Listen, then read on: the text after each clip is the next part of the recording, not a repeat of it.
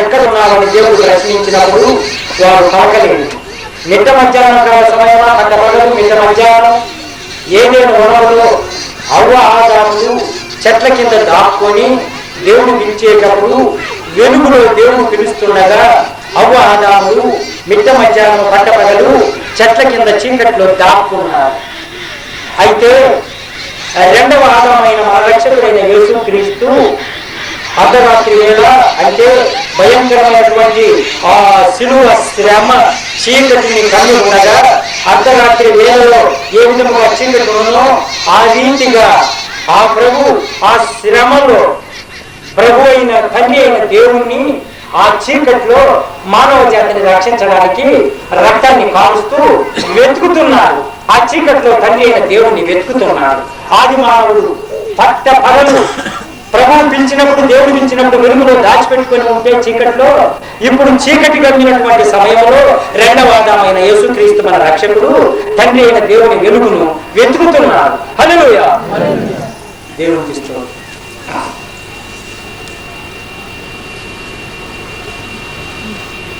ప్రియులారా,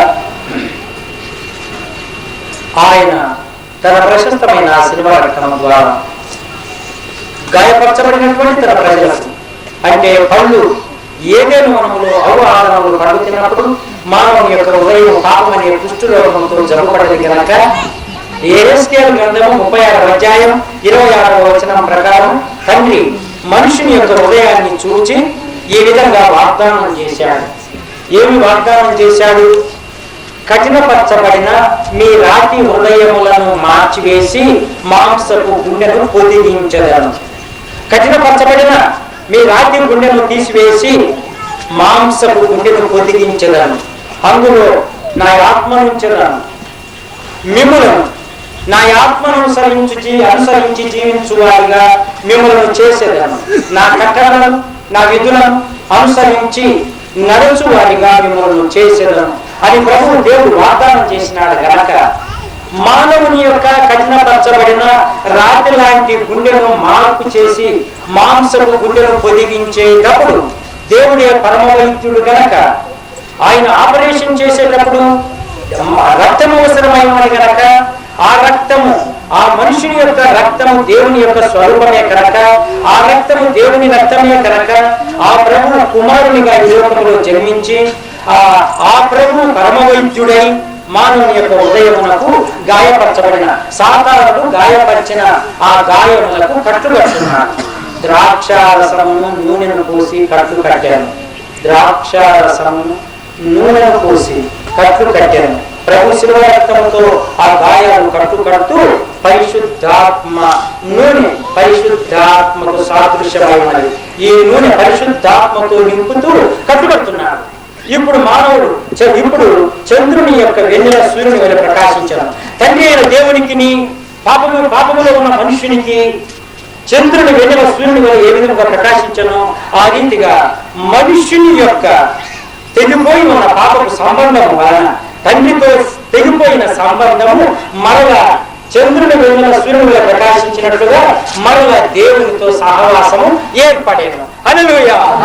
తండ్రి అయిన దేవుడు తన ప్రియ కుమారుడైన యేసుక్రీస్తును తన చేయి విడిచిపెట్టి పాపపు లోకము వైపునకు రాగా తండ్రి అయిన దేవుడు పాపపు లోకముతో కలిసి నిలబడి ఉండగా ప్రియ కుమారుడైన యేసుక్రీస్తు మానవ జాతిని పాపంలో ఉన్న మానవ జాతిని విడిచిపెట్టకుండా వారి కొరకు తండ్రి అయిన దేవుని ఆ చీకటిలో వెలుగును ఎత్తుకుతూ ఏది ఏది ఎలోమా ఎలోయి ఎలోయి లామా సబక్తాని నా దేవా నన్ను ఎందుకు చెయ్యి విడిచితివి అని కేకలు వేయించు ఆ మహా భయంకరమైన శ్రమలో కన్నులు కనిపించగా చీకటి ఏర్పడి ఆ చీకటిలో తండ్రి అయిన దేవుణ్ణి వెతుకుతూ మన కొరకు రక్తమును కార్చుచున్న ఆ ప్రభు అయిన క్రీస్తు పరమ రక్షకుడు, లోక రక్షకుడు, మన రక్షకుడై ఉన్నాడు. ఆ రక్తము ద్వారా ప్రతి పాపమునకు విమోచనం, ఆ రక్తము ద్వారా పరలోక రాజ్యమునకు వారసత్వం. కనుక ప్రియ ప్రభు శిలువలో శరీర మనోవేదన శరీర వేదన ఈ రెండు వేదనలతో పాటు మనోవేద ఆత్మవేదన కలిగింది కనుక తండ్రి అయిన దేవుడు చేయవచ్చినాడు కనుక ఆత్మవేదన ఏర్పడింది కనుక ఈ వేదనను తట్టుకునలేక ప్రభు కేక వేశాడు. దేవుని దేవునికి మహిమ కలుగునుగాక. ప్రియులారా, తండ్రి అయిన దేవుని యొక్క మహత్తరమైన కృపలో మనల్ని సాతానుడు పట్టుకొని మనల్ని కొట్టి పరప్రాణంతో విడిచిపెట్టి మన నీతి వస్త్రములను వారితో దోచుకొని ఉండగా మనము తండ్రి అయిన దేవుని కృప చొప్పున సామాన్యులు ఆ పూజల వారి ఇంటికి చేర్చి పరామర్శించినట్టుగా మనలను దేవుడు పరిశుద్ధాత్మకు అప్పగించాడు. ఈ 4వ మాటలోని వేదనలో 2వ జ్ఞాని మత్తయి సువార్త 2వ అధ్యాయం 10వ వచనం ప్రకారం 2వ జ్ఞాని తన పెట్టెను విప్పి ఆ శిశువునకు సాంబ్రాణి సమర్పించాను. సాంబ్రాణి అనగా ఇప్పుడు సాంబ్రాణి ఉందమ్మా, ఈ సాంబ్రాణి మంచిదా, ఇది మంచిది కాదా అని తెలుసుకోవాలంటే మనం ఏం చేయాలి? ఈ సాంబ్రాన్ని అగ్నిలో వేయాలి. ఈ సాంబ్రాన్ని అగ్నిలో వేయాలి. ఈ సాంబ్రాన్ని అగ్నిలో వేస్తే అది మంచి పరిమళమైన వాసన వస్తుంటే ఈ సాంబ్రాణి మంచిదని అర్థం. అది మంచి వాసన రాకపోతే అది పాతబడిపోయినదని, దాని పరిమళ వాసనను పోగొట్టుకున్నదని, అది పనికిరాదని మనం బయట పడేస్తాం. పనికిరాని ఉప్పును బయట వేసినప్పుడు అది మనుషుల చేత తొక్కబడుతుంది కదా. అది మత్తయి 5:13లో రాయబడినట్లుగా ఈ సాంబ్రాణి కూడా పనికిరాకుండా పోతుంది. అంటే ఈ సాంబ్రాణిని 2వ జ్ఞాని పెట్టెను విప్పి ఆ శిశువునకు ఆ సాంబ్రాణి కానుకగా సమర్పించి సాష్టాంగ దండ ప్రమాణం చేసి నమస్కరించాను. అంటే ఈ శిశువు మహిమలో నుండి వచ్చిన తండ్రి అయిన దేవుని కుమారుడైన యేసుక్రీస్తు. ఈ బాబు 33.5 సంవత్సరాల కాలంలో లోక రక్షణార్థమై లోకమును పాపులను రక్షించుటకై రక్తమును కార్చి ఆదాములు కళ్ళు తిన్నప్పుడు ఏర్పడినటువంటి ఆత్మకున్న కళ్ళు ముగిదైనవి గనక కఠినపరచబడిన హృదయము పాపమనే కుష్ఠరోగము చేత హృదయము మహాభయంకరమైన ప్రమాదంలో ఉన్నది గనక అగ్నిగంధ గుణంలో సమీపిస్తున్నది గనక దీనికి ఆపరేషన్ చేసి మాంసపు గుండెను పొదిగించి ఆత్మకున్న కన్ను తెరవాలి గనక కావలసిన రక్తాన్ని కార్చుటకు వచ్చి సిలువలో ఈ సాంబ్రాన్ని నిప్పులో వేసినప్పుడు ఏ విధముగా పరిమళమైన వాసన వచ్చునో ఆ రీతిగానే క్రీస్తు యేసు మిమ్మల్ని మిక్కిలిగా ప్రేమించి మీరు పరిమళమైన వాసన కలిగి జీవించుటకు గాను తను తాను బలిగా అర్పణముగా అర్పించుకొనేమో అటువలనే మీరు ఒకరిని ఒకరు ప్రేమించుకొని సమాధానము కలిగి జీవించుడి. ఎఫెసీయుల 5వ అధ్యాయం 2వ వచనం. ఈ ప్రభు సిలువలో ఈ సాంబ్రాణి నిప్పుల్లో పడ్డప్పుడు ఏ రీతిగా పరిమళమైన వాసన వెదజల్లబడుతున్నదో ఆ రీతిగా లోక కళ్యాణము కొరకు మీరు క్రీస్తు యేసునందు విశ్వాసం వచ్చినప్పుడు క్రీస్తు యేసు మిమ్మల్ని మిక్కిలిగా ప్రేమించి మీరు పరిమళమైన వాసన కలిగి జీవించుటకు గాను దేవునికి ఇష్టమైన జీవితము కలిగి జీవించుటకు క్రియా జీవితము కలిగి జీవించుటకు దేవుని వాక్యం ప్రకారం నడుచుకున్నటకు దావీదు కీర్తనలు 77వ అధ్యాయం 19వ వచనములో దేవుని యొక్క మార్గములు ఉన్నవి. అంటే ఆ ప్రభు యొక్క మార్గములు మహాసముద్రపు జలములలో ఉన్నవి. ఆ నీటి ఆ జలములలో మహాసముద్రపు జలములలో ఉన్న అడుగు జాడలు గుర్తింపబడక ఉన్నవి. ప్రభు యొక్క మార్గములు మహాసముద్రపు జలములలో ఉన్నవి. ఆ జలములలో నడవాలంటే ఆ అడుగులలో నడవాలంటే పరిమళమైన వాసన కలిగిన పరిశుద్ధమైన పవిత్రమైన సాక్షి జీవితమును కలిగి జీవించితే గాని ఆ ప్రభు మనం చేయవచ్చుకొని ఆ సముద్రంలో ఉన్నటువంటి ఆ నీటి అడుగు జాడలు మన కనులకు కనపడని అడుగు జాడలలో ఆ ప్రభు చేయి పట్టుకొని మనలను నడిపించగలరు. దేవునికి స్తోత్రం. హల్లెలూయా. దేవునికి మహిమ కలుగునుగాక. ప్రియులారా, ఆ ప్రభు ఆ నిప్పులో పడ్డ సాంబ్రాణి ఏ విధంగా పరిమళమైన వాసన వెదజల్లుతుందో అదే రీతిగా ఆ ప్రభు ఆ సాంబ్రానికి సాదృశ్యముగా ఆ శిలువలో మహాశ్రమ అనుభవిస్తూ ఆ ప్రశస్తమైన శిలువ రక్తాన్ని కాల్చుతున్నాడు. అవును బట్టి పాపికి ఈ రక్తంలో విశ్వాసం వచ్చిన ఘోర పాపి ఎంతటి ఘోర పాపి అయినా ప్రభు దగ్గరికి వచ్చినప్పుడు ఆ ప్రభు నిట్టివేయక ఆయన వారి మన పాపములను మనం ఒప్పుకునేలా ఆ పాపములను ఆయన క్షమించి సమస్త పాపం నుండి విడిపించి సమస్త దుర్నీతి నుంచి విడుదల చేసి మనల్ని రక్షించును. దేవుని స్తోత్రం. దేవుడి మాటను ఆశీర్వదించును గాక. ఆమేన్.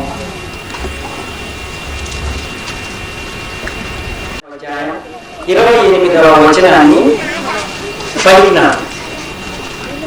అది తరువాత సమస్తము అప్పటికి సమాప్తమైనదని యేసు ఎరిగి లేఖనం నెరవేరునట్లుగా నేను తప్పికొనుచున్నాను అని మన ప్రభువైన క్రీస్తు లోకరక్షకుడు మానవుని రక్షించుటకు గాను మన చేతులతో కాళ్ళతో చేసిన పాపములను బట్టి ప్రభు యొక్క చేతులు కాళ్ళను మేకులతో బిగించబడి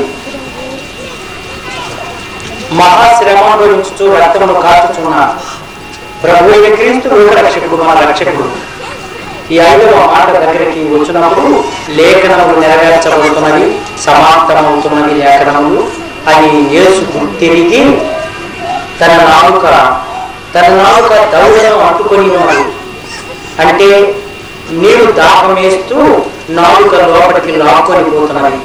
ఆ సమయంలో ప్రభు నేను దప్పికొనుచున్నాను అన్నాడు. వెంటనే అక్కడ ఉన్నటువంటి వారు ఇతని దప్పికొంటానంటున్నాడని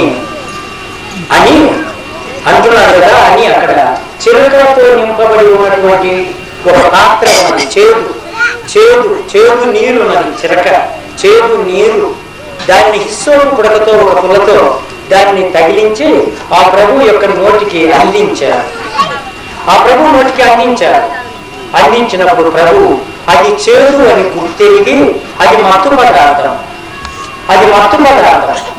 ఈ చిలక చేదుగా ఉన్నటువంటి ఈ చిలక మత్తు పదార్థం. ఇది మత్తు పదార్థం అని ప్రభు గుర్తెరిగి దానిని రుచి చూడలేదు. దాన్ని ప్రభు నోరు మూసుకున్నాడు. నాలుకను అందించలేదు, నాలుకను తగిలించలేదు. నాలుకను మూసుకున్నాడు, దాని నోరు మూసుకున్నాడు. అయితే అనగా దాని అర్థం ఏంటంటే మత్తు పదార్థములు సేవించువాడు మెలకువగా ఉండలేడు గనక శోధనలో పడతాడు అని దేవుని వాక్యం సెలవుతుంది. ఎందుకు సారాయి తాగకూడదు, మీరు బియ్యం తాగకూడదు, బ్రాంతి తాగకూడదు అని దేవుని వాక్యం సెలవిస్తున్నదంటే ఎందుకు సెలవిస్తున్నదంటే మత్తు పదార్థములు సేవించేటువంటి వాడు మెలకువగా ఉండలేడు గనక. మెలకువ ఉండదు. మెలకువగా ఎప్పుడైతే మెలకువగా ఉండలేడో అప్పుడు ఏం ఏర్పడుతుంది అంటే మత్తయి సువార్త 26వ అధ్యాయం 41వ వచనం ఏర్పడుతుంది. ప్రభు గెత్సేమనే తోటలో ఆ రాత్రి వేళ శ్రమ పడుతూ ప్రార్థన చేస్తా ఆయన జబెదయి ఇద్దరు కుమారులైనటువంటి యాకోబు, యోహానులను, పేతురును వెంటబెట్టుకుని అక్కడ పెట్టి వారిని కూర్చునబెట్టి నా ఆత్మ సిద్ధమే కానీ నా శరీరం బలహీనము కనుక మీరు కొద్దిసేపు ప్రార్థన చేస్తుండండి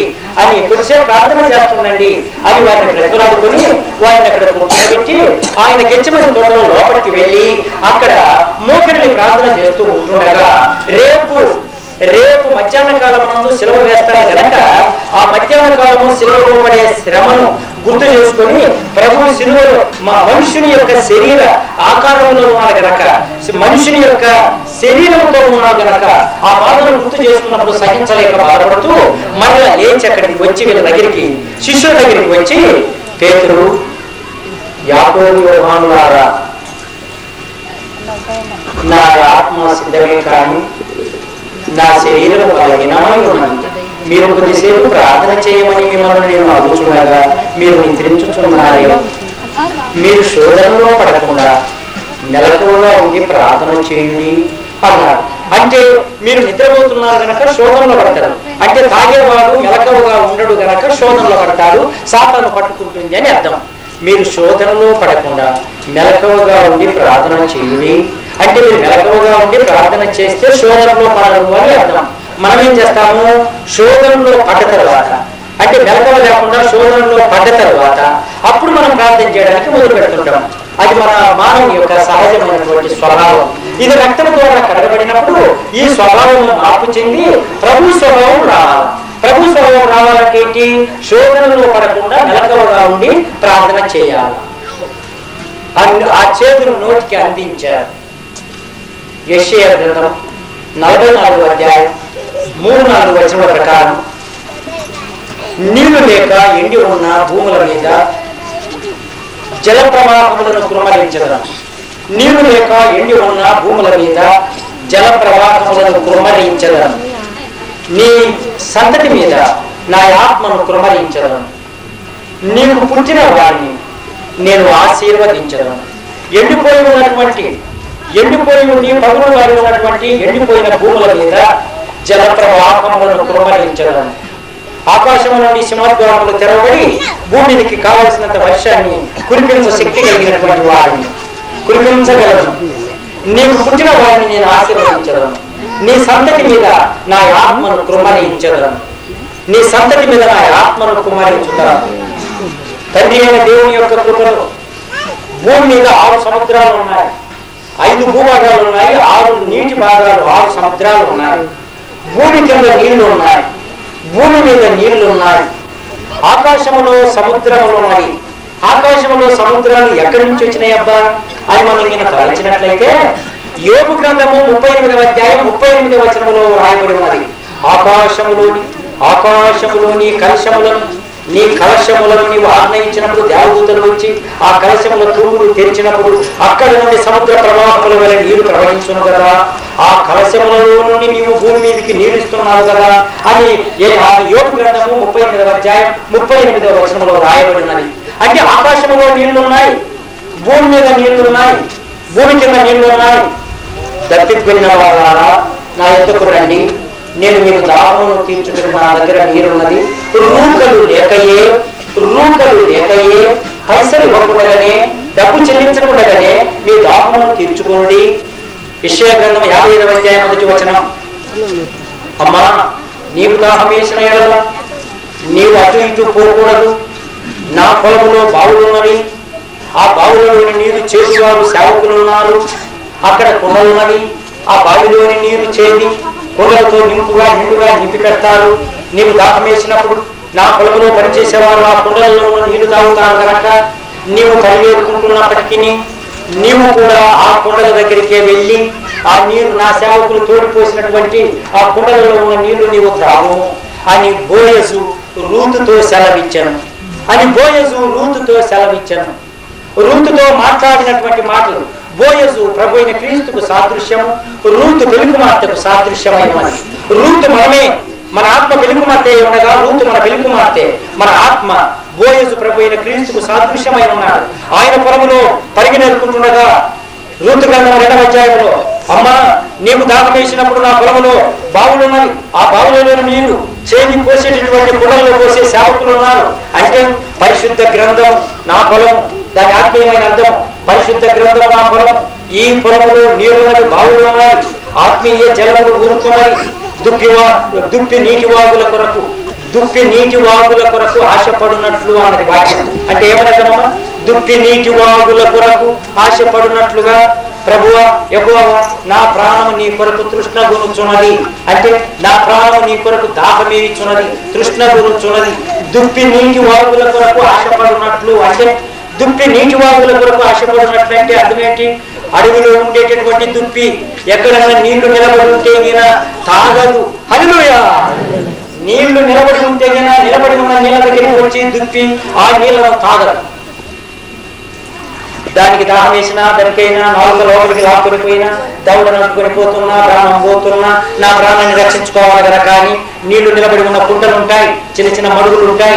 ఆ కుండల మీద అక్కడక్కడ ఆ నీళ్ళ మడుగులు ఉంటాయి. దుప్పి అక్కడికి నీళ్లు దగ్గరికి వచ్చినప్పుడు ఆ దుప్పి ఆ నీటి మడుగుల దగ్గరికి వచ్చినప్పుడు నీళ్లు తాగదు. ఏ జంతువైనా ఇందులో ఉన్న నీళ్లు తాగుతుంది, కానీ దుప్పి నీళ్లు ఆ నీళ్లను దుప్పి తాగదు. నిలబడి ఉన్న నీళ్లను దుప్పి తాగదు. అది నీటి వాగుల కొరకు ఆశపడినట్లుగా, అంటే కొండల మీద నుండి నీళ్లు కిందికి పడుతుంటాయి. కొండల మీద నుండి నీటి బుగ్గల కిందికి నీటి జల ప్రవాహములు, కొండ మీద నుండి నీటి జల ప్రవాహములు ఆ ఊళ్ళలో గుండా కిందికి నీళ్లు ప్రవహిస్తుంటాయి. ఆ దుప్పి దాని దగ్గరికి పోయి ప్రవహించే నీళ్లను మాత్రమే తాగుతుంది. హల్లెలూయా! దేవుడికి మహిమ ప్రియులారా, దాహము కొనిన వారికి నీరిచ్చువాడు, దాహం కొన్నటువంటి వారికి నీరిచ్చేవాడు, దాహం కొన్నటువంటి వారికి నీరిచ్చేవాడు. అమ్మా నా దాహమునకు కొంచెం మంచి నీరు ఇవ్వమ్మా అన్నాడు. అక్కడ మీకేమర్థమైందో యేసు ప్రభువు శిష్యులతో కూడా వెళుతున్నారు. మీరు ఆ గ్రామానికి వెళ్ళి కొంచెం భోజనాల పదార్థాలు భుజించి రండి అన్నాడు. వాళ్ళందరూ ఆ గ్రామానికి పోయారు. అన్నది కదా. యేసు ప్రభు ఏం చేశాడు? యాకోబు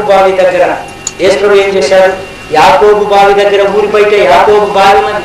ఆ యాకోబు బావి దగ్గరకు వచ్చి నీళ్ళ కొరకు అక్కడ ఉన్నారు. నీళ్లు దతికవుతుంటే ఎవరైనా వచ్చితే వాళ్ళని అడిగి ఆ నీళ్లు చేదుకుండేటప్పుడు నాకు దాహం వేస్తున్నది కనుక ఆ నీళ్లు తాగాలని యేసు ప్రభు యాకోబు బావి దగ్గరికి రాలేదు. దాహాన్ని తీర్చుకోవడానికి, తృష్ణను తీర్చుకోవడానికి, ప్రభు ఆ నీళ్లను పోపించుకొని తాగడానికి ఆ బావి దగ్గరికి రాలేదు. అక్కడికి సమరయ స్త్రీ వస్తుందని జగత్తుకు పునాదులు వేయబడకపురమే, తల్లి గర్భములందు రూపించకపురమే ప్రభు సమరయ స్త్రీని గుర్తెరిగి ఉన్నాడు గనక ఆ పాపపు స్త్రీని రక్షించడానికి గాను ఆ బావి దగ్గరికి ఇప్పుడు సమరయ స్త్రీ వస్తున్నది గనక ముందుగానే వచ్చి అక్కడ కూర్చున్నాడు. అప్పుడు సమరయ స్త్రీ ఆ బకెట్ ఆ బిందె తీసుకొని చాదర ఆ బిందె తీసుకొని నీళ్ళ కొరక బావి దగ్గరికి వచ్చేసి రాగానే అమ్మ దాగునకు నీళ్ళు ఇవ్వము అని అడిగాడు. అడగగానే సమరయ స్త్రీ రెండు రకాలుగా ఆలోచనలో పడదు. యేసు ప్రభు ఆమెను అమ్మ దాహమునకు నీళ్ళు ఇవ్వమని అడగగానే ఆమె రెండు రకాలుగా ఆలోచనలో పడదు. మొదటిది, నేను పాపపు స్త్రీనని వీరందరికీ తెలుసు, ఇక్కడున్న ప్రజలందరికీ నేను పాపము చేసే స్త్రీనని, నా గుడిసె ఊరి బయట ఉన్నదని, నేను చెడు ప్రవర్తనలో ఉన్నదానని అందరికీ తెలుసు. ఈయన ఎవరు? ఎంతో ఆరోగ్యముగాను వెలుగుతోనూ ఉన్నటువంటి వాడు, ఎక్కువ కులములకు సంబంధించిన వాడు యూతుడై ఉండవచ్చును. ఇతడు నన్ను అమ్మ అని సంబోధించినాడే, అమ్మ అని పిలిచినాడే అని అన్నారు. నేను సమరయ స్త్రీని, నేను నీళ్లు పోస్తే వాళ్ళు తాగరే, సమరయులు నీళ్లు తోడిపోస్తే యూతులు తాగరే, అంటరాని తనమని వాళ్ళు నీళ్లు తాగరే, నన్ను నీళ్లు ఎట్లడిగా అని ఆలోచనలో పడ్డది. అప్పుడు ప్రభు అన్నాడు, అమ్మా నిన్ను నీళ్ళు అడుగువారు ఎవరో నీవు తెలుసుకొని ఉన్నాయా? నీవు నిన్ను నీళ్ళు అడిగిన వారు ఎవరో అని నీవు తెలుసుకున్న ఎడలా నీవు ఆ మాట అనవు అన్నాడు. ఆమె ఏమని నింది? అయ్యో నీవు యూదుడు, నేను సమరయ స్త్రీని, నేను నీవు నీళ్లు పోస్తే నీవు ఎట్ల నీళ్లు తాగుతావయ్యా, నీవు నన్ను ఎట్లా అడిగితివి అని సమరయ స్త్రీ ప్రభుత్వం అన్నప్పుడు, నిన్ను నీళ్ళు అడిగిన వారు ఎవరో నీకు తెలిసి ఉంటే నీవు ఆ మాట అనవు అన్నాడు. అమ్మా మీరు త్రాగు నీరు, మీరు త్రాగే నీరు త్రాగినప్పుడు మరలా మీకు దాహం వేస్తా ఉంటది. మీరు ఇప్పుడు నీళ్లు తాగండి, మరలా మీకు దాహం వేస్తూనే ఉంటది. అయితే నేను ఇచ్చు జీవపు జలములను త్రాగు వారికి ఇక ఎన్నటికీ నీ దాహం ఉండదు అన్నాడు. అమ్మా మీరు ఈ బావిలో నీళ్లు చేరుకొని పోతున్నారు కదా, ఈ నీళ్లు తాగుతున్నారు కదా, తాగితే మళ్ళీ కొద్దిసేపటికి మళ్ళీ మీకు నీళ్లు దక్కివుతాయి. అయితే మీరు తాగే నీళ్లు తాగితే మళ్ళీ మీకు దక్కివుతూనే ఉంటాయి. అయితే నా దగ్గర జీవపు జలములు ఉన్నవి, నేనిచ్చే నీళ్లు తాగేవాడు, ఆ జీవపు జలమును త్రాగువాడు, వాడికి ఇంకా ఎప్పటికీ దాహమయ్యే అన్నాడు. అప్పుడు సమరయ స్త్రీ, అయ్యో ఏంటిది, ఈయన ఇచ్చే నీళ్లు త్రాగినట్లయితే దాహమయ్యేదని అంటున్నాడు కనుక, అయ్యా నేను ఇంత దూరం నుండి ఇదిగో ఈ బిందె ఈ చేత తీసుకొని వచ్చి నీళ్లు చేరుకొని పోవాలంటే నాకు కష్టము కనుక ఇక ఎప్పటికీ నాకు దాహము కాకుండా ఉండడానికి గాను అయ్యా నీవిస్తానన్న నీళ్లు నాకు ఈ అయ్యా అని. అప్పుడు ప్రభు, అమ్మా నేను నీకు ఆ నీళ్లు ఇవ్వాలంటే నీ భర్తను తీసుకొని రాపో.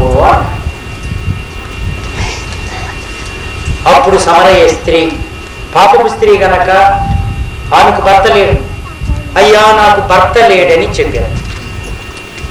అమ్మా నీవు సత్యమునే పలికితివి, నిజముగా చెప్పుచున్నావు, నిజమునే పలికితివి, నీకు భర్త లేడు కానీ ఇప్పుడున్న వానితో నీకు 5 కలరు కదా అని. ఈ మాటతో ఆమె యొక్క ఆత్మకున్న కనులు తెరవబడెను. హల్లెలూయా!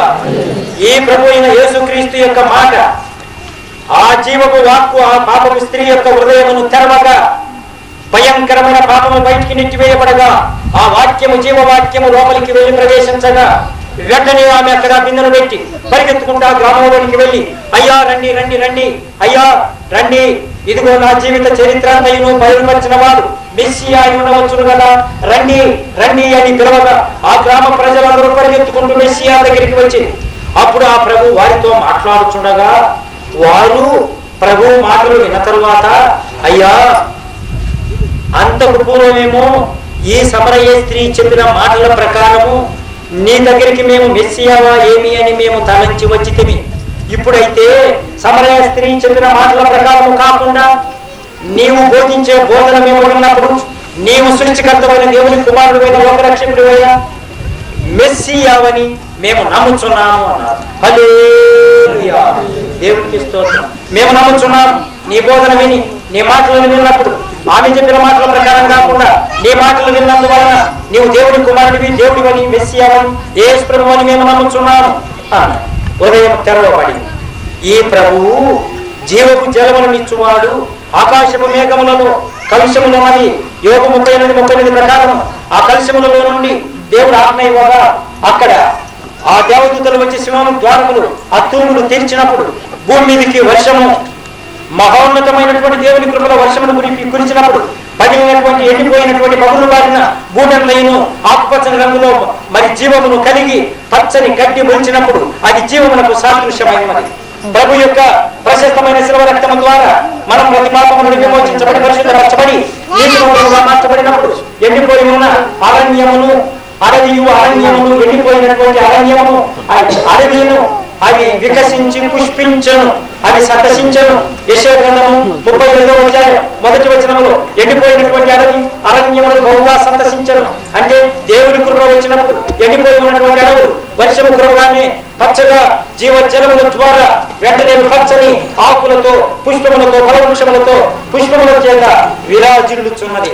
అదే రీతిగా ఆది ఏదైనా వనములో ఆది మానవుడు పండు తిన్నప్పుడు మనుషుడు ఎండిపోయి ఉన్నాడు కనుక, మరి దారి తప్పున్నాడు కనుక, నరకానికి ఆత్మ సమీపించి ఉన్నది కనుక దేవుని కృపలోకి వచ్చినప్పుడు యేసు ప్రభు యొక్క రక్తము ద్వారా మన పాపాలు కడిగివేయబడతాయని మనం నమ్మినప్పుడు మనం ఎండిన భూమి అరణ్యమును సందర్శించును, అడవి ఉల్లసించి అవి బహుగా కస్తూరి పుష్పములు పూయును అని వ్రాయబడి ఉంది కనుక కస్తూరి పుష్పములు పూయునగా ఏం గది ద్రాక్షావనములోని కర్పూరపు పువ్వులతో సమానుడు. పరమగీతములు 1వ అధ్యాయం 14వ వచనం ప్రకారం నాకు నా ప్రియుడు ఏం గది ద్రాక్షావనములోని కర్పూరపు పువ్వులతో సమానుడని పెళ్లి కుమార్తె మధ్యాకాశంలో పెళ్లి కుమారుని సంబోధించి పెళ్లి కుమారుడు కౌగిలించుకున్నప్పుడు పెళ్లి కుమారుని చూసి నాకు నా ప్రియుడు ఏం గది ద్రాక్షావనములోని కర్పూరపు పువ్వులతో సమానుడని సంబోధించాను. అంటే నా భర్త, నా ప్రియుడైన యేసుక్రీస్తు క్షమాపణ బుద్ధి కలిగిన వాడు, పరోపకారి, దీన మనస్సు కలిగినటువంటి వాడు, సృష్టికర్త, సమస్తమును సృష్టించిన వాడు ఆయనే. ఈ ప్రభువుకు ఉన్నటువంటి స్వభావం నాకు ఏర్పడింది అని పెళ్లి కుమార్తె సంబోధిస్తున్నది. నాకు నా ప్రియుడు ఏం గది ద్రాక్షావనములోని అంటే ఏం గది క్షమాపణ బుద్ధి కలిగిన వాడు, ద్రాక్షావనము నాకు శక్తినిచ్చువాడు, పరోపకారి, ఏం గది ద్రాక్షావనములోని కర్పూరపు పువ్వులతో సమానం. ఆ మూడవ జ్ఞాని ప్రభు అయిన క్రీస్తుని శిష్యుని ఆ పాకలో దర్శించినప్పుడు మూడవ జ్ఞాని తన పెట్టెను విప్పి తన బోలమును సమర్పించి సాష్టాంగ దండ ప్రమాణం చేశాను. బోలమనగా ఆతికర్పూరపు పిల్లలు, ఆతికర్పూరపు పిల్లలను సమర్పించి సాష్టాంగ దండ ప్రమాణం చేశాను. ఈ ఆతికర్పూరపు పిల్లలు తెల్లనివై అవి పరిమళమైన వాసన కలిగి అవి నిప్పును అంటించినప్పుడు దానిలో నుండి వెలుగు వచ్చి పరిమళమైన వాసన వెదజల్లుచున్నది. అనగా అది తెల్లగా ఉన్నది అంటే పరిశుద్ధతకు సాదృశ్యము. ఈ బోలము పరిశుద్ధతకు సాదృశ్యము అంటే ఈ శిశువు పరిశుద్ధుడు, పరలోక రాజ్యములను వచ్చిన వాడు, సృష్టికర్త, సమస్తమైన అధికారం కలిగినటువంటి వాడు. ఈ బోలము అనగా ఈ అధికారపురం తెల్లగా ఉండడమే కాక దాన్ని మనం నోట్లో వేసుకొని సపరించి చూసినట్లయితే అది చేదుగా ఉంటుంది. ఈ ప్రభు చేదు జీవితమును మానవుని యొక్క పాపముల కొరకు తను తాను బలిగాత్మగా అర్పించుకొని చేదును అనుభవించుచున్నాడు. శిలువల మహాభయంకరమైన శ్రమను అనుభవించుచున్నాడు. చేదు జీవితమును కలిగిన వాడు ప్రభు అయిన క్రీస్తు రక్షకుడని ఎవరైతే రక్తం ద్వారా కడగబడి దేవుని రాజ్యంలో ప్రవేశిస్తారో వారికి శ్రమ కలుగుతుంది. యేసునామమును బట్టి వారికి బాధ, యేసునామమును బట్టి వారికి శ్రమ, అనేక విధములైనటువంటి నిందలు, అనేక విధములైనటువంటి అవమానం, రకరకములైనటువంటి శ్రమలకు గురి అయిపోతారు కనుక అది కర్పూరపు పువ్వులకు సమానం. కర్పూరం, ఆది కర్పూరపు పిల్లలు యేసునామమును బట్టి కలిగే శ్రమలను ఎవరైనా ఓర్చుకున్నారా మీరు ధన్యులు, పరలోక రాజ్యము మీది అని ప్రభు సెలవిచ్చినాడు. కొండ మీద ప్రసంగం మత్తయి సువార్త 5వ అధ్యాయం 12వ వచనములో యేసునామమును బట్టి మీకు శ్రమ కలిగిన ఎవరైనా నిందించిన దూషించిన మీరు ఓర్చుకుని సహించిన పరలోక రాజ్యము మీది అని ప్రభు సెలవిచ్చినాడు. కనుక పిల్లారా ఆయన ఏం గది ద్రాక్షావనములోని కర్పూరపు నాకు నా ప్రియుడు ఏం గది ద్రాక్షావనములోని కర్పూరపు పువ్వులతో సమానుడు నా కొరకు వచ్చి ఆయన శిలువలో శ్రమను వహించి ఆ సాంబ్రాన్ని ఆ నిప్పులో వేసినప్పుడు పరిమళమైన వాసన వచ్చినట్టుగా ఎఫెసీ 5:2 ప్రకారం పరిమళమైన వాసన కలిగి మేము జీవించి తండ్రి అయిన దేవుడు మరి మోసే ధర్మశాస్త్రం ప్రకారం తండ్రి అయిన దేవుని యొక్క ధర్మశాస్త్రం ప్రకారం అప్పుడు బరువులు కనిపించేటప్పుడు ఆ కట్టెలను పేర్చి ఆ కట్టెల మీద ఈ మాంసాన్ని జంతువులను కోసి పెట్టినప్పుడు అది ఆ పరిమళమైన వాసన వచ్చినప్పుడు ఆ క్రోమిన పదార్థాలు ఆ క్రోము ఆ నిప్పులో కాలిపోతుండగా ఆ పరిమళమైన వాసన వచ్చినప్పుడు ఏ తండ్రి అయిన దేవుడు యెహోవా ఆ పరిమళమైన వాసనను ఆగ్రహించను అన్నాడు. మోషేతో చెప్పాడు, నేను ఆగ్రహించుతానని. ఇప్పుడైతే మనమందరము ఆ బలులను సమర్పించకుండా తండ్రి అయిన దేవుని మహోన్నతమైన కృపలో ప్రభువైన క్రీస్తు ఆ బలులను సమర్పించకుండా మనందరి పట్ల ఒకే పర్యాయం శిలువలో మహాశ్రమ అనుభవిస్తూ రక్తాన్ని కాలుస్తున్నాడు. ప్రియులారా, ఆ ప్రభువు సమస్తమును సృజించిన వాడు. ఏలియా ప్రార్థన చేసినప్పుడు మరలా ఏలియా ప్రార్థన చేయగా 3.5 సంవత్సరాలు ఆకాశపు సింహద్వారాలు మూయబడి భూమి మీద వర్షం కురవలేదు. మహాభయంకరమైన ప్రమాదం వచ్చింది. తన గర్భంలో జన్మించిన పిల్లలను వారు కోసుకొని కాల్చుకొని తిన్నారు. నీళ్లు తాగడానికి నీరు లేదు, కాల్చుకొని తిన్నారు. అయితే ఈ రీతిగా మహాభయంకరమైన ప్రమాదంలో ఉన్నప్పుడు ఏలియా మరలా ప్రార్థన చేయగా యాకోబు 5:16 ప్రకారం ఏలియా మన వంటి స్వభావం కలిగిన వాడే. ఏలియా ప్రార్థన చేయగా మరలా తండ్రి అయిన దేవుడు ఆకాశపు సింహద్వారములు తెరచినప్పుడు భూమి మీద వర్షము కురవగా భూమి తన ఫలములను ఇచ్చాను. హల్లెలూయా! భూమి మీద వర్షము కురవగా భూమి తన ఫలములను ఇచ్చాను. అదే విధముగా మన ప్రభు కృపలో నుండి ఏదైనా మనలో పండు తిన్నప్పుడు దేవుని కృపలో నుండి బయటికి నెట్టివేయబడినటువంటి మనము తండ్రి అయిన దేవుని కృపలో ప్రభు ప్రశస్తమైన శిలువ రక్తము ద్వారా మనకు నమ్మకం ఉంచినప్పుడు మరలా ఎండిన భూమియు అడవియును సంతసించును, అరణ్యము సంతసించి ఉల్లసించి కస్తూరి పుష్పములను పూయను. కస్తూరి పరిమళమైనటువంటి వాసన ఈ ఆత్మల పిల్లల నింపుతో తగిలించినట్లయితే అంటే యేసు నామమును బట్టి పరిశుద్ధమైన జీవితం కలిగి జీవించే వారికి శోధన కలిగినట్లయితే అని అర్థం. అంటే ఆత్మకర్పూరములను నిప్పుతో మనం ముట్టించినట్లయితే అంటే దాని అర్థం ఏంటి? ప్రభు రక్తం ద్వారా కడగబడి పరిశుద్ధమైన జీవితం కలిగి క్రియా జీవితం కలిగి జీవించున్నటువంటి వారు ఆత్మకర్పూరములను సాదృశ్యమ పరిశుద్ధత దాని నిప్పులలో పెట్టినట్లయితే అంటే నిప్పుతో ముట్టించినట్లయితే అంటే దానిని శోధన వచ్చినట్లయితే విశ్వాసికి ఆ ఆత్మకర్పూరపు పిల్లలు మంటలతో వెలుగునిచ్చును కనుక ఆత్మకర్పూరపు పిల్లలు జీవం ఉన్నది, ప్రాణవాయువు ఉన్నది, ఆక్సిజన్ ఉన్నది, ప్రాణవాయువు ఉన్నది. ఆత్మకర్పూరపు పిల్లలు ప్రాణవాయువు ఉన్నది కనుక ఆక్సిజన్ ఉన్నది కనుక ముట్టివగానే అది వెలుగునిచ్చాను. హల్లెలూయా! కాబట్టి పరిశుద్ధమైన జీవితం కలిగి జీవించే వారిలో జీవము ఉన్నదని అర్థం. ఈయన జీవము కలిగిన వారిని ఆ జ్ఞాని బోధమును సమర్పించడం. ఆ ప్రభువుకు నీరు ఏ విధముగా దాహమాయను, ఆ ప్రభువుకు ఏ విధముగా నీరు దాహమాయను. ప్రియులారా, ఆ ప్రభువుకు నీరు ఏ విధముగా దాహమాయను అని మనం ప్రశ్నించితే ఆ ప్రభువుకు నీరు దాహం కాలేదు, ఆత్మల తృష్ణ దాహమాయను. హల్లెలూయా! చాలా మంది ప్రజలు యేసు ప్రభు రక్షకుడని ఇంకా తెలుసుకోలేదు గనక నేను ఇంకను లేఖనములు నెరవేర్చబడుతున్నది కనుక నేను ఈ లోకమును విడిచి వెళ్ళిపోవాలని ఏం చేయాలి? ఇప్పుడు ఆత్మలు రానే లేదు, అనేకులను రక్షకుడని అంగీకరించలేదు, తెలుసుకోలేదు, గుర్తించలేదు. నా శిష్యులు 12 మందిలో ఇక్కడ ఒకరు చనిపోతే 11లో ఒకరు ఇక్కడ ఉంటే 10 మంది కూడా నన్ను ఎరిగిన వారు, నా సూచక్రియలు మహత్కార్యములను సూచన ఆ శిష్యులు కూడా ఇక్కడ లేరే. ఆత్మల తృష్ణ ఏర్పడి నాకు దాహమవుతున్నది అంటే ప్రియులారా, ప్రభు రక్తం ద్వారా కడగబడి ప్రతి పాపము నుండి విమోచించబడి పరిశుద్ధపరచబడి నీతిమంతులుగా మార్చబడి దేవుని రాజ్యంలో ప్రవేశించినటువంటి మనము మనకు అనుగ్రహించిన తలాంతులను ఉపయోగపరచుకొని అనేక మందిని చీకటిలో ఉన్న వారిని వెలుగులోనికి వచ్చినట్లుగా 1 Petrus 2:9 ప్రకారం చీకటిలో ఉన్నటువంటి వారిని ఆశ్చర్యకరంగా చీకటిలో ఉన్న వారు వెలుగులోకి వచ్చుటకు దేవుని మహోన్నతమైన గుణములను ప్రచురణ చేయుటకుగా మీరు ఏర్పరచబడిన వంశమును, దేవుని సొత్తైన ప్రజలను, రాజవంశస్థులైన యాజక ప్రజలను, పరిశుద్ధమైన జనమును, దేవుని సొత్తై ఉన్నారు కనుక మనం రక్షించబడినటువంటి వారిని మంచి ప్రవర్తన కలిగి ఇతరులకు మాదిరికరముగాను ఆశీర్వాదకరముగాను ఉండి మీ క్రియలు భూలోకమునందున్న ప్రజలు చూచినప్పుడు పరలోక రాజ్యమున్న తండ్రి అయిన దేవుడు మహిమపరచబడినట్లుగా మీ వెలుగును ప్రకాశింపనీయుడి.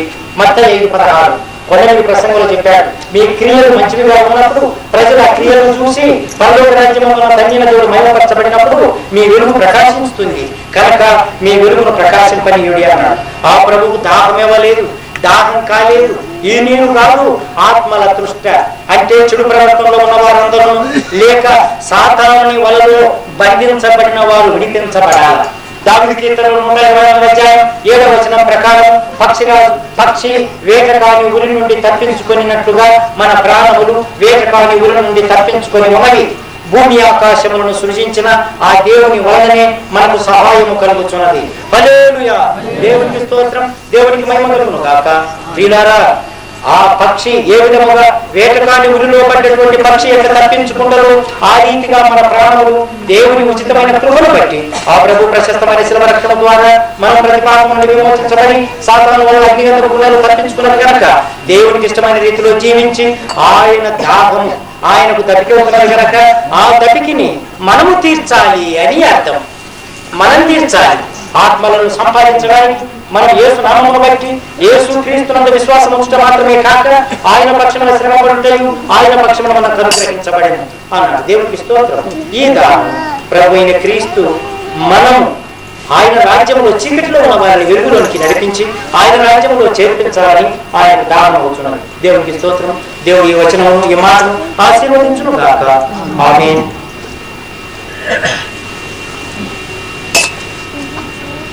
తండ్రి అయిన దేవుని యొక్క మహోన్నత కృపలో లేఖనములు నెరవేర్చబడుతున్నదని గుర్తెరిగి 6వ మాటకు వచ్చి ఈ విధముగా 6వ మాటను ప్రభు ఈ విధముగా మాట్లాడుతున్నాడు. యోహాను సువార్త 19వ అధ్యాయము 30వ వచనం. యేసు ఆ చిలకను పుచ్చుకొని సమాప్తమైనదని చెప్పి తలవంచి ఆత్మను అప్పగించాడు. సమాప్తమైనదని చెప్పాను.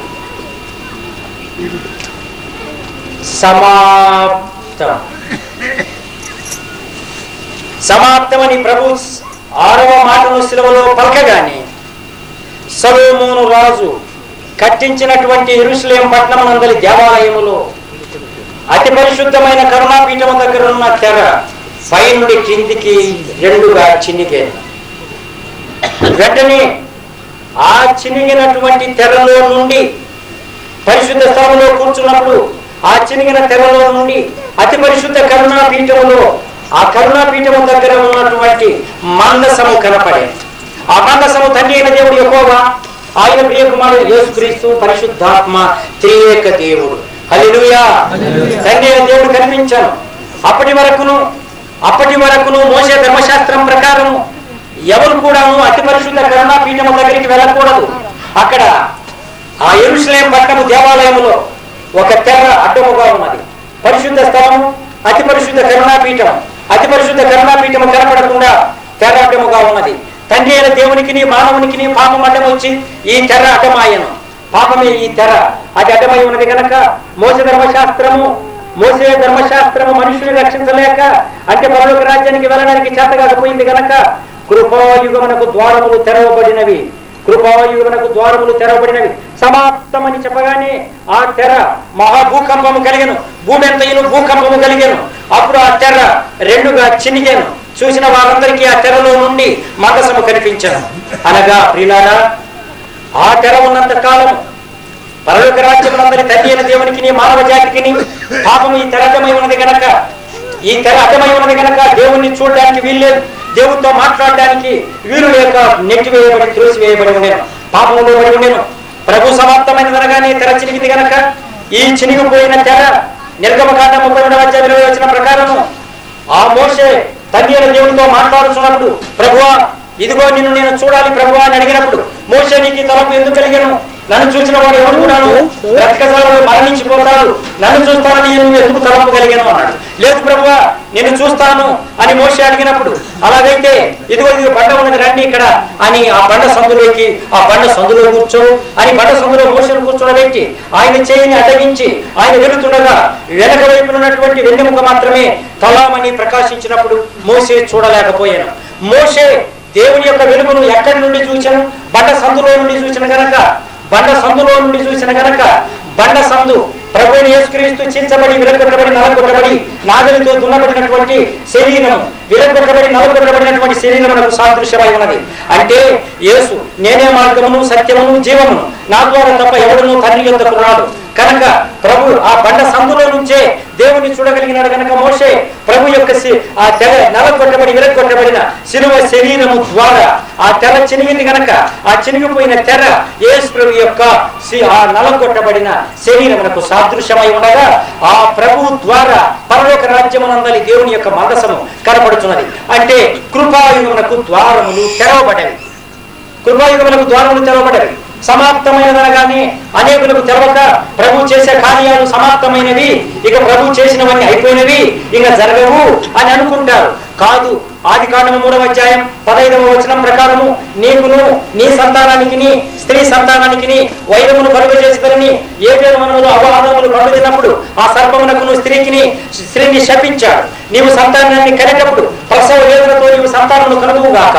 సర్పమా, నీవు నా కృపలో ఉన్నటువంటి నా స్వరూపంలో ఉన్నటువంటి మానవుని నీవు మోసపరిచినావు కనుక నీవు పొడతో మాట్లాడుతూ నీవు మట్టి తిందువుగాక, మట్టి తిని జీవించుదుగాక. నిన్ను ఇరుగో మనుషుడు తల మీద కొట్టును, నీవు వాడి మడి మీద నీవు కాటు వేయదు అని శపించినప్పుడు స్త్రీ సంతానం నీ శిరస్సును నలగొట్టును అని శపించాను. స్త్రీ సంతానం ఆ సర్పం యొక్క లేదా సాతాను యొక్క శిరస్సును నలగొట్టును అని అనగా స్త్రీ సంతానం అనగా ప్రియులారా మనమందరము స్త్రీ సంతానం కాదు. మనమందరము పురుష సంతానం. పురుషుడు లేకుండా ఏ బిడ్డకు జన్మించడు. కనుక మనమందరము పురుష సంతానం. స్త్రీ అయినను పురుషుడైనను మగపిల్లవాడైనా ఆడపిల్లైనా అది పురుషుని సంతానమే కానీ స్త్రీ సంతానము కాదు. ఎవరైనా ఎక్కడైనా అనుమానాలు వచ్చినప్పుడు తండ్రి యొక్క ఆ పిల్ల యొక్క రక్తాన్ని పరీక్ష చేసినప్పుడే ఆ బిడ్డ ఎవరి బిడ్డ అని తెలుస్తుంది. కనుక ఈ బిడ్డ భూమి మీద జన్మించే ప్రతి బిడ్డ పురుషుని సంతానం. మనమందరము పురుష సంతానం, మనము స్త్రీ సంతానం కాదు. పరిశుద్ధాత్మ చేత వెలుగులో కన్యక మరియ గర్భము ద్వారా జన్మించినటువంటి ప్రభువైన క్రీస్తు ఒక్కడే స్త్రీ సంతానం. హల్లెలూయా. ఆ ప్రభువు కొలసీయులు 2వ అధ్యాయం 13, 14, 15 వచనాల ప్రకారము మన పాపముల చేతను అపరాధముల చేతను సున్నతి లేక సచ్చిన వారమై ఉండగా ఆయన శిలువలో తన్ను తాను అర్పించుకొని సాతానుడు మన మీద మరణపత్రమును రాసి పెట్టుకున్నాడు. ఆ మరణపత్రమును తన చేతి ఆ రక్తముతో చేవురాతను తుడిచివేసి ఆ మరణపత్రాన్ని శిలువలో మేకులతో కొట్టి మన పైన ఉన్న రుణాన్ని ఎత్తివేసి తండ్రి అయిన ఆ సాతాను యొక్క శిరస్సును నలగొట్టి తండ్రి అయిన దేవునికి సమాధానముగా మనలను చేకూర్చెను. కనుక ప్రియులారా ఆ సాతాను యొక్క శిరస్సు శిలువలో ఆ మేకులతో కొట్టబడినప్పుడు సాతానుడు ఎప్పుడైతే ప్రభువైన క్రీస్తుని శిలువమానకు అప్పగించడానికి గొల్గొతా దగ్గరికి తీసుకొచ్చారో సాతానుడు మహాభయంకరంగా వేదన చెందుతున్నాడు. ఇది రహస్యము. సాతానుడు వేదన చెందుతున్నాడు. మనుష్యుడు వేదన చెందాలి కదా. ఎప్పుడైతే గొల్గొతా దగ్గరికి శిలువలో మేకులతో కొట్టి చంపడానికి ప్రభువైన క్రీస్తును తీసుకొని వచ్చారో సాతానుడు మహాభయంకరంగా వేదన చెందుతున్నాడు. ఎందుకనగా యేసు ప్రభువును సిలువ వేయకూడదని సాతానుని యొక్క వాని యొక్క సంకల్పం. యేసు ప్రభువు మీద సిలువ వేసినట్లయితే నా శిరస్సును సిలువలో నలగొడతారు కనుక సిలువ వేయకూడదు. సాతానుడు యేసు ప్రభువును సిలువ వేయకూడదనే పట్టుదల.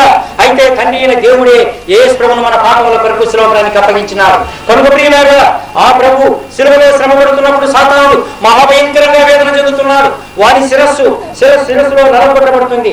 సాతాను యొక్క శిరస్సులో నలగొట్టబడింది. మరణపత్రం కొట్టివేయబడింది, చించివేయబడింది.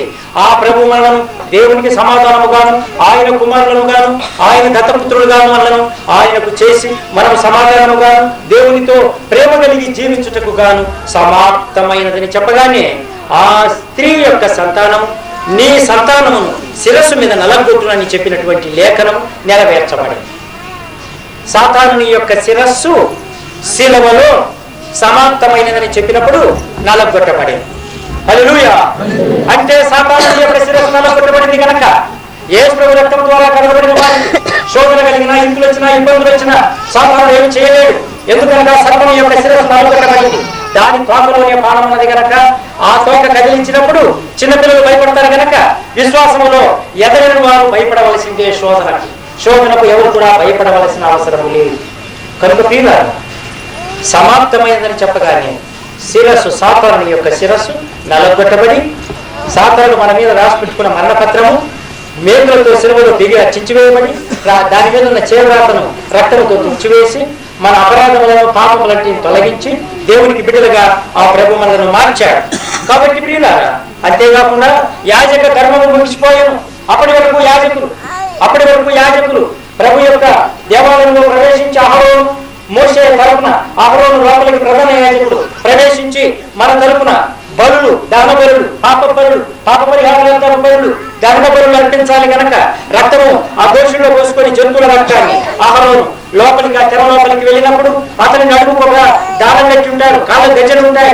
ఆ పెద్ద మనుషులు సన్నబెద్దలు ఆ తాను నడుము పెట్టిన నల్లతాడును పట్టుకొని ఉంటారు. పట్టుకున్నప్పుడు లోపలికి అహరోను ఉంటారు. ఆ రక్తమును మన పాపముల కొరకు దహన బలిగా ప్రోక్షించుతుండగా ఒకవేళ ప్రార్థన చేసేటప్పుడు ఒకవేళ శబ్దం వినపడకపోతే ఒకవేళ అహరోను ఈ యొక్క ప్రధాన యాజకుడు పాపం చేత ఏమైనా మరణించినా అని తలంచి వారు ఆ కాలు పట్టుకొని లాగుతారు. అప్పుడు అహరోను కాళ్ళ గజ్జలను కదిలిస్తారు.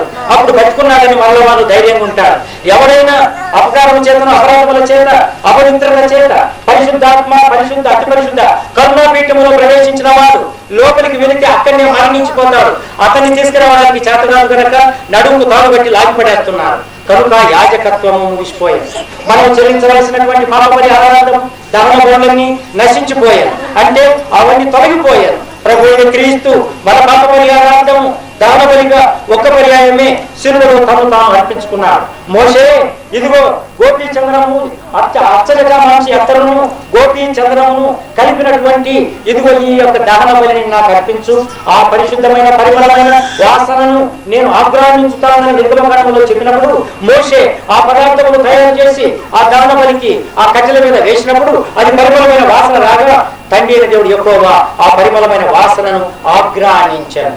అయితే ప్రియులారా, ఇప్పుడు మన యొక్క పరిశుద్ధమైన జీవితం ద్వారా, మన ప్రార్థన ద్వారా, ప్రార్థనా శక్తి ద్వారా, మన ప్రార్థనా శక్తి దేవుని సన్నిధికి వెళ్ళినప్పుడు మన పరిశుద్ధమైన జీవితం జీవించేటప్పుడు ప్రకటన గ్రంథం 8వ అధ్యాయం 3-4-5 వచనాల ప్రకారం ఆ సిలువలో ఆ ప్రభు కాచిన ప్రశస్తమైన శిలువ రక్తము పరిమళమైన వాసన కలిగినదై ఉన్నందున ఆ ప్రభు రక్తము ద్వారా మనం పరిమళమైన వాసన కలిగి జీవించుతున్నాము కనుక మనము దేవుని ఆ కృపలో ఆ ప్రభు మన ప్రార్థనను ఆగ్రహించి ఆ ప్రభు మన ప్రార్థనను అంగీకరించి మనకు ప్రతిఫలం అనుగ్రహిస్తున్నాడు. కనుక ప్రియులారా, అనేక విధములైన శిలువలో ప్రభు సమాప్తమైన చెప్పగానే భూకంపం ఏర్పడింది, ఆ తెర చినిగిపోయింది. రెండవదిగా యాజక ధర్మం ముగిసిపోయింది. మూడవదిగా మనం దహన బలులు అర్పించవలసిన అవసరము లేదు. నాలుగవదిగా గోపీ చంద్రం పరిమళమైన ద్రవ్యములు ప్రభువు సమర్పించవలసిన అవసరం లేక ఆ పరిమళమైన వాసన కలిగి మనము జీవించుటకుగా ప్రభు ఆయన తను తాను బలిగా అర్పణముగా అర్పించుకొని కనుక అటువంటి మీరును ప్రభువునందు మరి ప్రభు కృపలో ఉన్నవారు పరిమళమైన వాసన కలిగి జీవించవాలని ప్రభు సెలవిచ్చాడు. ఆయన సమాప్తమైనదని చెప్పగానే మహాభయంకరమైన భూకంపము కలిగినప్పుడు తెర చినిగిపోయింది. ఆ చినిగిపోయిన తెర ప్రభు యొక్క శిలువ శరీరం. దేవుడి స్తోత్రం. దేవుడి మాటను ఆశీర్వదించును గాక. ఆమేన్. ప్రార్థించుకుందాం. పరలోక రాజ్యం నుండి తండ్రి దేవుని యొక్క ఆజ్ఞ ప్రకారం ఆయన మాటలను, తండ్రి దేవుని మాటలను శిరసావహించి భూలోకానికి వచ్చిన మన ప్రభు అయిన క్రీస్తు ప్రభువు చెప్పినటువంటి నీ శిరస్సు స్త్రీ సంతానం నలగొట్టును గాక అని పంపినటువంటి లేఖనం నెరవేర్చబడినట్టుగా ప్రభు శిలువలో 6వ మాట మాట్లాడినప్పుడు సాతాను యొక్క శిరస్సు నలగొట్టబడింది కనుక ప్రభు సమాప్తమైనదని చెప్పి తన యొక్క ఆత్మను తండ్రి అయిన దేవునికి అప్పగించాడు. యోహాను సువార్త 10వ అధ్యాయం 14-18 వచనాల ప్రకారం ఈ దొడ్డివి కానటువంటి గొర్రెలు, కొన్ని గొర్రెలు వేరే దొడ్డిలో ఉన్నాయి, నా గొర్రెలు ఈ దొడ్డివి కానివి వేరే దొడ్డిలో ఉన్నవి, ఆ గొర్రెలను కూడా ఈ దొడ్డిలోకి తీసుకురావడానికి గాను నా ప్రాణమును నా అంతట నేనే అప్పగించుకున్నాను. హల్లెలూయా. అంటే ప్రపంచమునందు అనేక మంది ప్రభువుని క్రీస్తును రక్షకుడిని అంగీకరించిన వారు కొద్దిమందే ఉన్నారు. వీరు నా గొర్రెలు, ఈ దొడ్డిలో ఉన్నటువంటి గొర్రెలు, ఈ దొడ్డికి కాని గొర్రెలు. అంటే నేను యేసును రక్షకుడిని తెలుసుకోకుండా విగ్రహారాధన చేస్తున్నటువంటి గొర్రెలు అనేకమైన గొర్రెలు ఉన్నాయి కనుక ఆ గొర్రెలు కూడా నావే, ఆ గొర్రెలు కూడా నావే. అయితే ఆ గొర్రెలను ఈ దొడ్డిలోనికి తీసుకురావాలి కనుక అంటే ప్రభు రక్షకుడు జీవంలో దేవుని కుమారుడు లోక రక్షకుడు రక్తం ద్వారా కడగబడి దేవుని రాజ్యమునకు వారసులకు గాను ఈ దొడ్డిలోనికి తీసుకురావాలి కనుక వారిని తీసుకొని వచ్చినప్పుడు ఆ గొర్రెలను నేను ఈ దొడ్డిలోనికి తెచ్చినప్పుడు గొర్రెలను ఒకే దొడ్డిలోని గొర్రెల కాపరి ఒక్కడే అగును. ఆ గొర్రెలు ఈ దొడ్డిలోకి వచ్చినప్పుడు గొర్రెలన్నీ ఒకే దొడ్డి గొర్రెల కాపరి కూడా ఒక్కడే అగును. అందును బట్టి ఆ గొర్రెలను ఈ దొడ్డిలోకి తీసుకురావడానికి గాను నా ప్రాణాన్ని నా అంతట నేనే పెట్టుచున్నాను. నా ప్రాణం మీద ఎవరికే గాని అధికారం లేదు. ఎవరైనా తెలియక సాతాను అడిగిన యేసు ప్రభు ప్రాణాన్ని తీసుకున్నాడు ఏమనిగిన తలంచినట్లయితే తెలియని వారు పొరపాటు సాతానుని ప్రభు అయిన క్రీస్తు ఆ ప్రాణం సమాధి చేయబడినప్పుడు యేసు ప్రభు యొక్క ప్రాణం దగ్గర సాతానుడు కావలి ఉన్నాడు. హల్లెలూయా. వాడు కావిలికాడైనాడు. సాతానుడు కావిలికాడైనాడు. సాతానుడు ఆ ప్రభు యొక్క ప్రాణాన్ని తీసుకున్నవాడు కాదు. వారికి అధికారం లేదు. ఆ ప్రాణమును అటు ఇటు పోకుండా అయ్యో ప్రభు మళ్ళీ ఈ ప్రాణాన్ని తీసుకుంటాడు కనుక నేను కావిలి ఉన్నాడని వాడు కావిలికాడయ్యాడు. ఈ ప్రాణమును నేను నా యంత్రాన్ని నేనే పెట్టాను కనుక ఇది తండ్రి అయిన దేవుని వలన నేను ఈ ఆజ్ఞ పొంది తినేని ప్రభు భూలోకము నుండి పరలోక రాజ్యమునకు ఆ బాట క్రైస్తవ బాటను, సుందరమైన క్రైస్తవ బాటను, ముళ్ళతో నింపబడి ఉన్న ఇరుకైన మార్గమును ప్రవేశింపజేసి స్థాపించాను. దేవునికి స్తోత్రం. యేసు ప్రభు ఈ లోకములో మతాన్ని స్థాపించడానికి రాలేదు. యేసు ప్రభు ఈ లోకములో మతాన్ని స్థాపించడానికి రాలేదు. ఎవరైనా క్రైస్తవ మతం అంటే వారు తాగుడుపోతూ, బీడీలు తాగేవాడు, సిగరెట్లు తాగేవాడు, సినిమాలు, చెడ్డలవాడుతున్న వాడు మతస్థుడు. యేసు క్రీస్తు ఈ లోకంలో మతాన్ని స్థాపించడానికి రాలేదు. ఆయన యేసు నేనే మార్గము, సత్యము, జీవము, నా ద్వారా తప్ప ఎవరు తండ్రి యొద్దకు రారన్నాడు కనుక ఆ ప్రభు సత్య మార్గము, ఆ బాటను పరలోక రాజ్యం మనం వెళ్ళడానికి బాటను ఏర్పరిచి వచ్చినటువంటి సత్య మార్గమును ఏర్పాటు చేయడానికి వచ్చిన ఆ సత్య మార్గమును ఏర్పాటు చేసి స్థాపించిన సంస్థాపకుడు, మత స్థాపకుడు కాదు. మతాన్ని స్థాపించలేదు. ఇది క్రైస్తవ మతం కాదు. ఇది క్రైస్తవ మతం కాదు. ఇది క్రైస్తవ మతం అయితే నామకార్థం. ఇది క్రైస్తవ మతం అయితే యేసు ప్రభు దేవుడిని తలంచి పాత జీవితంలో జీవించేవాడు క్రైస్తవ మతస్థుడు. అంత్యోకయలో అపొస్తలుల కార్యం 11వ అధ్యాయం 20వ వచనములో అంత్యోకయలో మొట్టమొదట శిష్యులు క్రైస్తవులను బడి వారు శిష్యులంటే who follow the Lord Jesus Christ, prince of the Lord Jesus Christ, footprints of the Lord Jesus Christ. ఆయన అడుగుజాడలను ఎవరైతే అనుసరించి నడుస్తారో, దేవుని వాక్యం ప్రకారం ఎవరైతే నడుచుకుంటారో, ఎవరైతే పరిశుద్ధంగా జీవిస్తారో, ఎవరైతే పరిశుద్ధుల సహవాసంలో ఉంటారో, ఎదుగుతుంటారో వారు క్రైస్తవులు అనబడతారు. అప్పుడు మొట్టమొదట శిష్యులు క్రైస్తవులు అనబడ్డారు కనుక ఇప్పుడు కూడా శిష్యులు క్రైస్తవులు అనబడతారు. శిష్యులు అంటే మనమందరం శిష్యులమే. ఎవరుగా యేసు ప్రభువుకి ఎంతమంది శిష్యులను ఎవరైనా అడిగితే 12 మంది, ఒకటి చచ్చిపోయాడు, 11 మళ్ళీ ఒకరు చీట్ చేశాడు, మత్తి వచ్చాడు, మళ్ళీ 12 మంది అయిన తప్పు. 12 మంది లోకంలో ఉన్నప్పుడు ఆయన వెంట ఉన్నారు. ఆయనకు శిష్యులు భూలోకంలో ఎవరైతే యేసు ప్రభు దేవుడిని నమ్ముకున్నారో, రక్తంతో కనబడ్డారో వారందరూ కూడా ప్రభు అయిన యేసు క్రీస్తు యొక్క శిష్యులే. వాళ్ళే క్రైస్తవులు అనబడ్డారు. ఆ పరిశుద్ధమైన జీవితమును కలిగి జీవించేవారు క్రైస్తవ జీవితమును కలిగి జీవించుతున్నారు కనుక ప్రభు మన కొరకు ఆ స్థాపన, ఆ బాట భూమి నుండి పరలోక రాజ్యమునకు దేవుని దగ్గరికి సరాసరి వెళ్ళడానికి కృపాయుగానికి ద్వారాలు తెరచి దారి చక్కగా వేసి వెళ్ళిపోయాడు. ఆత్మను అప్పగించాడు. 3వ దినమున ప్రభు మరలా తన ఆత్మను, తన ప్రాణమును తీసుకుంటాడు. దేవునికి స్తోత్రం. హల్లెలూయా. అమ్మగారు ఒక్క నిమిషం 2 మాటలు ప్రార్థన చేస్తారు, ఆశీర్వాదంతో ముగించుకుంటారు.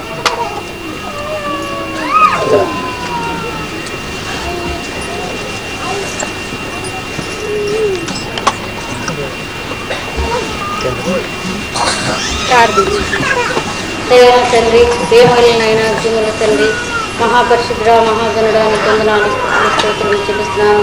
నేను మా జీవితంలో తండ్రి మరొక శుభ శుక్రవారం అనుగ్రహించినందుకు వందనాలు స్థుతులు స్తోత్రం చెల్లిస్తున్నాను.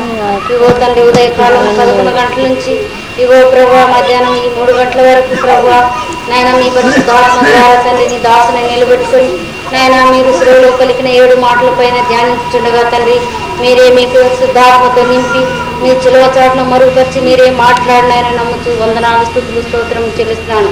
ఇక్కడ చేరిన బిడ్డలందరినీ జ్ఞాపకం చేసుకోనండి ప్రభు. ఆ బిడ్డలు విని విడిచిపెట్టేవారు కాకుండా విని ఆయన ఆత్మీయమైన మేలు పొందినట్లు కృప చూపించమని సహాయం చేయమని కూడా ప్రార్థిస్తున్నాను. వచ్చిన ప్రతి బిడ్డలను జ్ఞాపకం చేసుకుని వారి వారి అవసరతలు, అక్కలు, కోరికలు, కొరతలు, శ్రమ తండ్రి నీ మహాకృపను బట్టి వారి యొక్క సమస్యలన్నిటినీ మీరే తీర్చి మీరే ఘనత మహిమ ప్రభావం పొందమని ఆయన మీకే వందనాలు స్తుతులు స్తోత్రం చెల్లిస్తూ ఈ ప్రార్థన మా ప్రభువును నీ ప్రియకుమారుడైన యేసు క్రీస్తు అతి పరిశుద్ధమైన నామమున మిక్కిలి వినయముగా బ్రతిమలాడి వేడుకొంచున్నాము తండ్రి. తండ్రి అయిన దేవుని ప్రేమ, మన రక్షకుడైన యేసు క్రీస్తు ప్రభువారి కృప, పరిశుద్ధాత్మని అన్యోన్య సహవాసం ఈ సహవాసములో చేరిన ప్రతి ఒక్కరికి, వారి భార్యాభర్తలకు, వారి గర్భ సంతానములకు, తల్లిదండ్రులకు, కుటుంబులకు, వారి ఉద్యోగులకు, పాడుపడులు, వైరు పశువులకు, వారి లెక్కల కష్టములకు, మైకు ద్వారా దేవుని వాక్యమైన ప్రతి ఒక్కరికి, ప్రభు ఆకాశ మేఘములలో గురువుని శబ్దములతో ప్రత్యక్షము సమయం వరకు వీరందరికీ సదాకాలంతో ఉండును గాక.